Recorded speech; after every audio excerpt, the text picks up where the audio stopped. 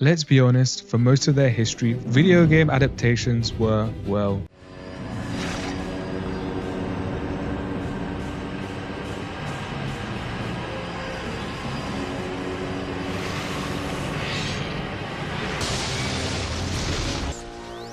that is, until a certain HBO show.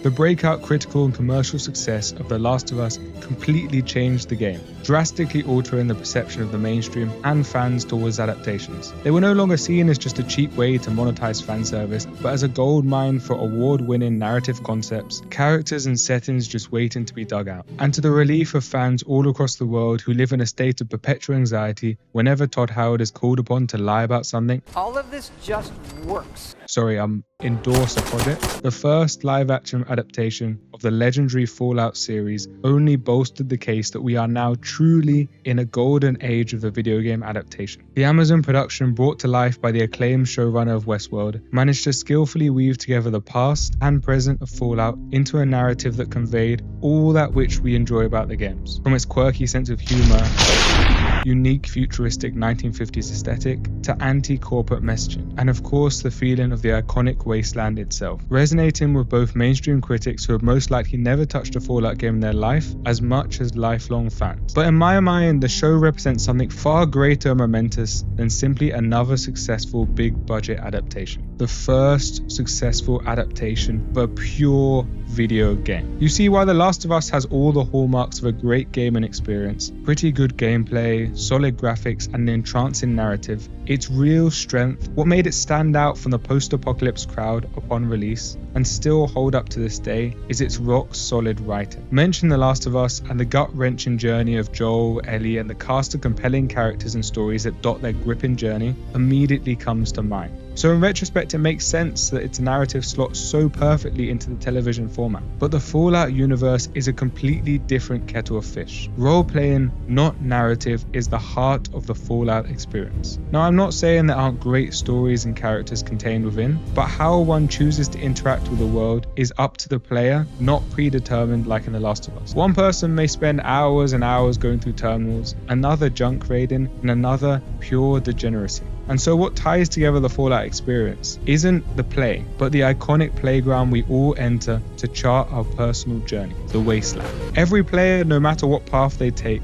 knows what it feels like to blunder about the refreshingly unique and eerily familiar broken world of the wasteland, with its trademark charm, tragedy, and forgotten mysteries from the new and old world, while juggling difficult moral questions and the urge to wantonly destroy every non-essential NPC in their path. This is part of the reason why the quest design of the Bethesda Fallout is far more simplistic than their Obsidian or Interplay compatriots, because for them, the wasteland is the main protagonist, antagonist, and anti-hero all in one. So unlike with The Last of Us, the show creator had the momentous task to not only come up with a canon story, but to accurately convey the unique feeling of role-playing through the wasteland. So the fact they managed to tick all these boxes is truly a remarkable achievement in my mind. Now, I'm not saying the show is flawless, some parts drag on, particularly in the middle, but from its beginning to its end, you'll never get the sense that it's anything but a true Fallout experience. The show creator didn't take the easy way out by coming up with a random post-apocalyptic narrative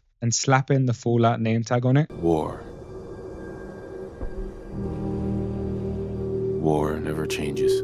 It's clear from the beginning to end that this show was developed in the Fallout DNA. One of my favourite arcs that really embodies the Fallout mythos is that of our very own live-action vault dweller, Lucy. From the moment she ventures out into the wasteland, it's made very clear to her that she is not the arbiter of her own fate. That once you enter the wasteland, the choices it forces you to make and torment it puts you through will make a mark on your character. And I won't spoil what happens, but let's just say it doesn't disappoint. But the showrunners didn't stop there. They thought, why not pay homage to role-playing on the big screen through their triad of protagonists? As the creator of the original series, Tim Kaine, points out, each protagonist in Fallout feels like the different ways players engage with the game. Do they choose the path of selfishness and act as a character who will do anything to further their goals, like the ghoul? Or do they balance morality and mischief like Maximus? Only you can do make all this world seem right. Or do they reject the ways of the wasteland entirely? Play as the naive optimist who discovers things aren't always so black and white, like Lucy. I enjoy participating in the Young Pipers Association. And this is the true magic of the Fallout TV series. It does Bethesda Fallout better than Bethesda. But before I explain why, remember to like, subscribe, and leave a comment if you're enjoying the video. My sources tell me that Todd Howard is threatening to replace the entire writing cast of the Fallout show with Emil Pagliarulo since. Keep it simple.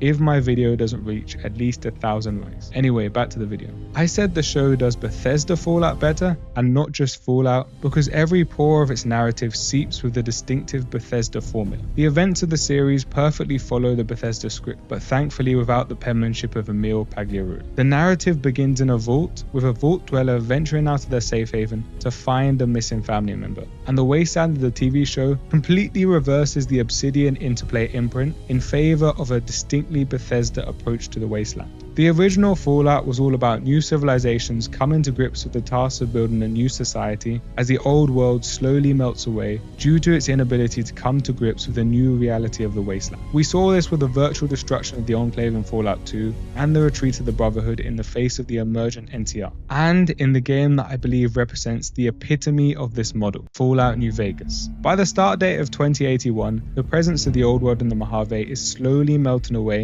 to the point of irrelevance. The Brotherhood has been driven into hiding and is on the verge of collapse, and Mr. House, the only pure representative of the old world, finds himself reliant on wastelanders and disloyal tribal lackeys to carry out his aims, and is more than aware of the vulnerability of his position in the event of a complete victory by either side. So the game is really about two different distinct models of civilization at conflict, authoritarianism and capitalist democracy, whereas the Bethesda Fallouts are all about the old world coming back with a dangerous bite. In their games, the advance of new civilizations are constantly impeded or outright prevented by the megalomaniacal attempts of the old world to stamp their control over the rotting carcass their predecessors left behind. Fallout 3 follows a resurgence of the Enclave, and Fallout 4 centers around the threat of the post-apocalyptic MIT. You know, kind of like how the main factions in the new series, the Brotherhood, Vault-Tec, and possibly the Enclave, while the representative of the new world, the NCR, is a shell of its former self. Luckily, unlike the half-baked narratives of the Bethesda games, the show actually delivers, with style and finesse. Its Vault Dweller goes out to find a missing family narrative